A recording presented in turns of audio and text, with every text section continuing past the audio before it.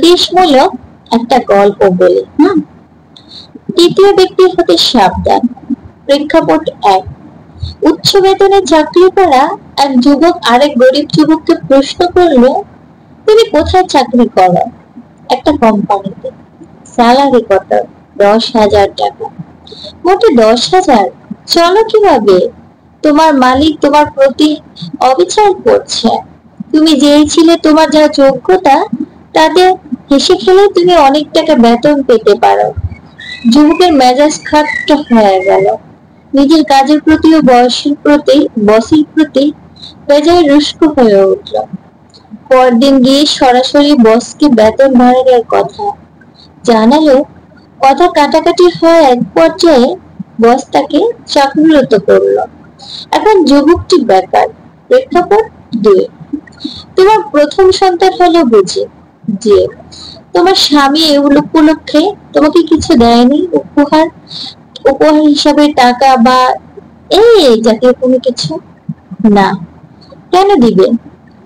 এ তো আমাদেরই সন্তান, উপহার বা টাকা দিতে হবে কেন? কেন? তোমাকে হাত খরচের জন্য তো 2-4 পয়সা দিতেই পারতো, তাই না? তার কাছে কি তোমার কোনো মূল্যই নেই? তুমি চাকরানি। স্ত্রীর মনে হলো কথাটা। সারাদিন কথাটা ভাবতে ভাবতে মনটা ভীষণ উঠল। সত্যিই তো, আমাকে একটা টাকাও কখনো ছুঁয়ায় না। রাতে কর্মক্লান্ত স্বামী ঘরে ফিরল।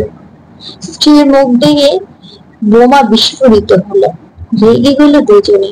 কথা কাটাকাটি, ঝগড়া আর ঝগড়া, পরে হাতাহাতি, শেষ পর্যন্ত তালাকে গিয়ে পড়ালো। ও মাই গড। প্রেক্ষাপট 3। এই বৃদ্ধ বয়সে কষ্ট করছেন। ছেলে ঢাকায় থাকে, বড় চাকরি করে শুনছি, মস্ত বড় ফ্ল্যাটে বউ বাচ্চা নিয়ে থাকছে। আপনাদের দুজনকে সাথে নিয়ে যেতে পারে না? আপনাদের দেখতেও তো তা আসে না। না না, ছেলে আমার খুবই ব্যস্ত, টাকা পাঠায় তো, ফোনেও খোঁজ খবর নেয় নিয়মিত। কি এমন ব্যস্ততা তার শুনি? নিজের জন্মদাত্রীকে দেখতে আসার সময় হয় না।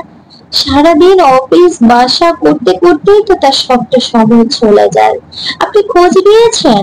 সে ঢাকায় বাড়ি গাড়ি হাঁকিয়ে বেড়াচ্ছে, আর আপনারা অজপাড়া গায়ে ডুবছেন। বৃদ্ধ বাবা বাসায় এসে স্ত্রীকে খুলে বলল। স্ত্রীও বাধা দিল। আপনি ভুল শুনেছেন, সে আসলেই ব্যস্ত। না, সে কি মিথ্যা বলতে পারে?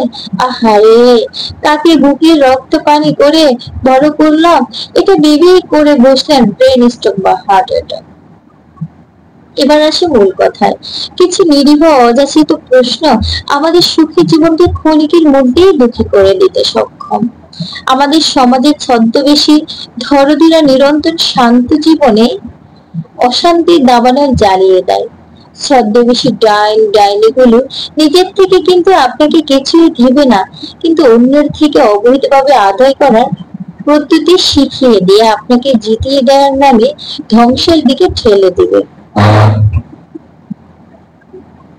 গল্পের এই তৃতীয় ব্যক্তিকে প্রবেশ করার সুযোগ দিবেন না কখনো। আর যদিও কোনোভাবে ঢুকে যায়, তাহলে যথাসম্ভব তার কথা কানে তুলবেন না। তৃতীয় ব্যক্তি হতে সাবধান।